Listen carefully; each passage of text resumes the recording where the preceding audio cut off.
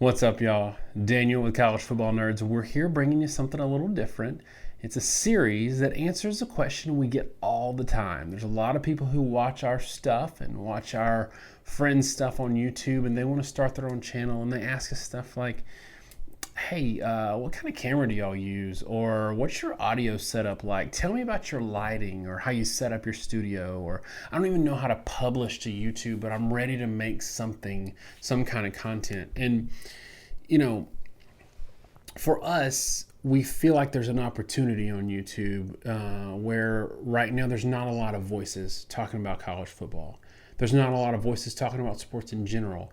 Not a lot of voices that have something to say. And if we can do anything to help bring those voices out, to help you get off the couch and get on this side of the camera with us, we're going to do that for you. So this series is going to be in-depth, and it's going to get you started like couch to 5K. It's going to be couch to 1,000 subscribers. And we want to go every step along the way in great detail. This first episode is going to be about 2 things you need to know before you get started, before you think about gear, before you think about anything else. 2 things that you need to know, including a tip to help you sort of orient your mind around what you want to do. Then we're going to talk about cameras. Cameras for every budget, things to know, how to set up your camera right for YouTube, for any video content, really, vlogging especially. We're going to talk about audio setups, different ways to do audio based on how you want to do your channel. We're going to talk about lighting. We're going to talk about how to set up your studio. We're going to get down to things like how to do a proper workflow in Premiere Pro and show you how to edit a video. We're going to show you how to publish your videos to YouTube or to your podcasting platform that you want to do, all the way down to something small like text overlays or templates, something to add a little spice to your video to make it look cool, and even how to do engagement and how to plan your content in a way that will hopefully help you get to your first 1,000 subscribers and beyond on YouTube or a podcasting platform. So with that, let's get into those 2 things that I was talking about for this first video. All right, y'all. A few things we're going to talk about. And this is more about fundamentals and things you need to get your mind right before we talk about gear or studio setup or editing or anything like that. So I want y'all to keep that in mind while we're discussing these things. These are hugely important, but maybe not as sexy. First thing is, you got to have a point of view. You got to have something to say, and you've got to have a lot of it to say. And I want you to think beyond just like, hey, I'm going to have a college football channel, or we're going to talk about NFL, because you have to think about getting found among a sea of millions of videos that are uploaded every single day. Millions. And not only that, you've got to catch someone's attention and hold their attention for a considerable amount of time. One of the things that I do, or one of the things that was kind of a eureka moment for me, was something I learned from Gary Vee's podcast. And if you don't watch Gary Vee, you don't listen to Gary Vee, you really should check him out, especially if you're any kind of content creator, because the guy's really going to motivate you to get going. So what you want to do is you want to take out a pencil or a pen and a piece of paper, and you want to write down 50 topics for your show, for your podcast, for your YouTube channel. 50 topics that are going to hook a viewer, that are going to be of interest to a viewer, and that are going to keep them coming back for more. And you're going to be in one of 2 camps when you do this. First camp, it's going to be free flowing. You're going to bust these out 5, 10, 15 minutes. They're all going to feel pretty good. It's going to feel real organic. The second camp, it's going to be laborious. You're going to be struggling to come up with 50. You're going to be putting a lot of filler in there just to hit that number so it feels like you know what you're doing. If you're in that second camp, it probably means that you need to pivot your idea or maybe learn a little bit more about the topic that you want to discuss, because you need to have stuff that's interesting, and I can't stress that enough. If you're in the first camp, it doesn't guarantee that your channel is going to be successful or that your idea is great for a show. What it tells me, though, is that you're an SME. You're a subject matter expert on the topic, at least to some degree. And this could be a topic about not knowing anything, but you might be an expert on that. like learning how to sell houses or learning how to work out and get in shape. You're a subject matter expert on not knowing those things, and people will follow your journey. It also tells me that you're somewhat, at least, authoritative on the topic. Viewers, if they come in to watch your show, and think about any time that you've listened to an analyst or a talking head on the radio, and you know more about a subject, especially sports, than that person, you're not going to tune in again. So you need to be authoritative on what you're talking about, so they come back to get information from you. The viewer wants to be either informed or entertained. You need to do one of two, hopefully a little bit of both. So it may not mean that you're going to be wildly successful, but at least it tells me that you've got enough subject matter expertise on the topic to really get people interested, to bring something new to the table, and to dive below the surface, and then come up with more ideas as you start feeling out your channel and seeing what your viewers will respond to. The second thing, and I'm parked so I can take off my seatbelt.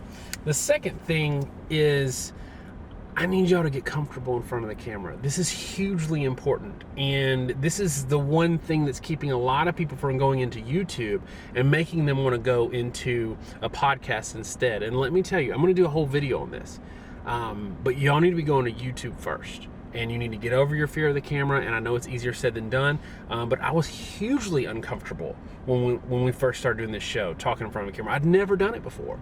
But there's a couple of things you need to consider, and then a couple of things you can do to make yourself better. One, consider the fact that you can make yourself be whoever you need to be on camera through the power of editing and the fact that you're publishing the video yourself. So this isn't some random person walking up to you on the street and putting a mic in your face and a camera and having you talk where you're like really uncomfortable. This is you doing a retake if it doesn't come out well, or you editing yourself to make the points flow together better than you actually said them when you recorded. So remember that it's different. Okay, so first thing you need to do to get comfortable in the front of the camera, if you're in that first camp, in the first exercise, saying first a lot, if you're in camp number 1 in that first exercise and those topics were free flowing, pick your best one. This is the one we're going to start your channel with, we're going to kick out the gate with, and have people hook that first impression you and get them to subscribe. Pick that first one. If you're uncomfortable on the camera, in front of the camera, I want you to record it 30 times. I know that sounds ridiculous, but 30 times. Because what we're going to do is we're going to put this discomfort to bed once and for all. Instead of having you every time you get in front of the camera to record an episode, incrementally having to get over it. Meaning every time you got to spend the first 5 or 10 minutes of recording getting over your discomfort with the camera. So that's the first thing, is if you do it 20, 30 times, you've repeated it so much that you've put it to bed. And one thing that you're going to notice is you might have a great take in take number 5 and think that's good enough to ship. But when you look at take number 20, it's going to be so much better, and you're going to learn a lot along the way. All right, that's number 1. Number 2, y'all need show notes. You need a structured outline, especially in the beginning, to walk yourself through the show that you're recording without getting stuck and having to do the I don't know. Think about when the teacher calls you in class and you didn't do your homework. What happens? Well, you try to come up with something to say, and you're not only uncomfortable because you don't have anything to say, but you're uncomfortable because you're in front of your classmates. This takes one of those things off the table because you're comfortable, you know what you're going to say, and you have structure to what you're going to say. It also keeps you from recording a great show and then going, oh crap, there are 3 things I meant to talk about that I didn't talk about. Josh and I do this all the time. We always get to compare notes at the end, saying, oh, it's a good show, let's get ready to ship it, and then we forgot to talk about A, B, and C. So I want you to have show notes. I want you to print out big font on a sheet of paper, at least high-level discussion that you can freewheel within each bullet point, but big font, and tape it under your camera. This way it looks like to the viewer you're looking at the camera, but you're actually reviewing your show notes. And that's another way to have the camera feel like another object in the room and not something that is an elephant in the room. We need the viewer to not be discomforted by your discomfort in front of the camera. They need to feel comfortable with you, and if you're up there and you clearly don't look comfortable, you're going to make them uncomfortable. they're never going to come back. All right, the next thing we're going to talk about, the last thing we're going to talk about, is kind of about gear, but not really. So if you're in Camp 1, you've got something to say, you've got your 50 topics ready to go, and you don't have the budget to get a lot of camera gear or a nice studio setup or expensive lighting, that's okay. I don't want that to be the reason why you don't get started saying the things you need to say. If you've got the crispiest 4K video in the world and the cleanest audio in the world and you don't have anything to say, nobody's going to listen to you. And the flip side of that, if you have something to say and you're a kid in his bedroom and you have something meaningful or productive or entertaining to say, then you're going to retain viewers just on that alone. So that is worth considering. I guarantee you the camera in your pocket is good enough to get started. And we can work up to gear over time. People say gear doesn't matter. It does, and it does not. One of the ways it does is really intangible in that studying cameras, getting your setup going, seeing the improvements, the incremental or huge improvements in quality that you're producing will motivate you to do more. So I don't want to completely discount it. But in the context of getting started, I do want to discount it relative to having something to say. But I'll give you one tip. One tip to help you elevate your production quality without spending a lot of money and sort of separate you from the kid just getting started out in her bedroom. And that tip is to get a $40 lavalier mic, the lapel mic that you see me in the previous segment wearing from Amazon.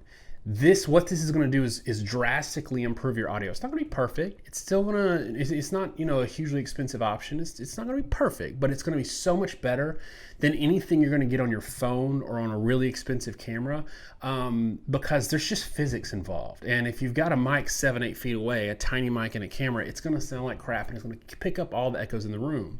If you move that audio input source closer to your mouth, it eliminates a lot of those echoes and it's going to sound better, even something cheap like that. It's also a good way to dip your toe into this without investing a lot of money. And if you decide that this isn't for you, you can sell it on eBay, and for $30, you're out $10 on the trial run instead of having a bunch of investment in gear that you're not, don't know how to get rid of, or you lose a lot of money on. So keep that in mind. I think that's a best bang for your buck tip I'm ever going to give you, is to get a decent, cheap lavalier mic to get started. That's pretty much it for this, y'all. Remember 3 points. 1, I want you to be comfortable with the camera. If you got to record 30 times, you got to get those show notes on your first episode. Make sure everything is structured and you know what you're going to say before you say it.